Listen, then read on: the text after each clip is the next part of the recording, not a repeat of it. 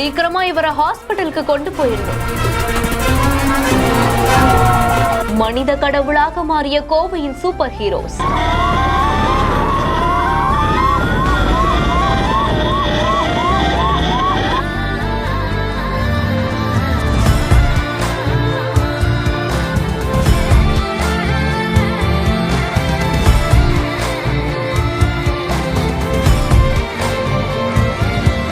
மாநிலம் கோழிக்கோடு மாவட்டத்தை சேர்ந்த 75 வயது முதியவர் ஒருத்தர் தொழிற்சாலை ஒண்ணுல பணியாற்றிட்டு இருக்கும் போது திடீர்னு அவருடைய கண்ணுல இரும்பு ராடு தாக்கினதுல படுகாயம் அடைஞ்சிருக்காரு. உடனே சக பணியாளர்கள் அவரை மருத்துவமனைக்கு அழைத்து வந்த நிலைமையில தான் மேல் சிகிச்சைக்காக கோவையில் இருக்கக்கூடிய ஒரு தனியார் மருத்துவமனைக்கு செல்லும்படி மருத்துவர்கள் அறிவுறுத்தினதாகவும் சொல்லப்படுது.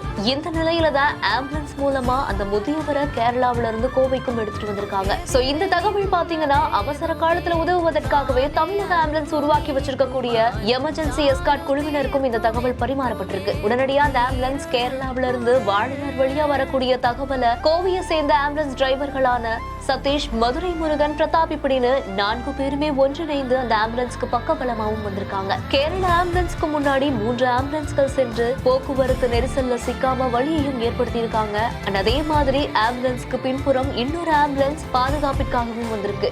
அதே மாதிரி போலீசாருக்கும் தகவல் கொடுக்கப்பட்டு போலீசார் போக்குவரத்து நெரிசல் ஏற்படாத வகையில ஒழுங்குபடுத்தக்கூடிய பணியிலையும் ஈடுபட்டிருக்காங்க. இதனால 185 கிலோமீட்டர் தொலைவை வெறும் 2.5 மணி நேரத்துல கடந்து கோவையில் இருக்கக்கூடிய அந்த தனியார் மருத்துவமனை குறித்த நேரத்துல அந்த முதியவரை கொண்டு போயிருக்காங்க. அரசியல் முக்கிய புள்ளிகளுக்கு போலீசார் வழங்கும் பாதுகாப்பு எஸ்கார்ட் வாகனங்கள் மாதிரியே எந்தவித பிரதிபலனையும் எதிர்பார்க்காம கேரளாவில இருந்து வந்த அந்த முதியவருக்கு ஆம்புலன்ஸ் எஸ்கார்ட் வழங்கி உதவின இந்த ஆம்புலன்ஸ் ஓட்டுநர்களுக்கு பலருமே அவங்களுடைய வாழ்த்துக்களை தெரிவிச்சிருக்காங்க.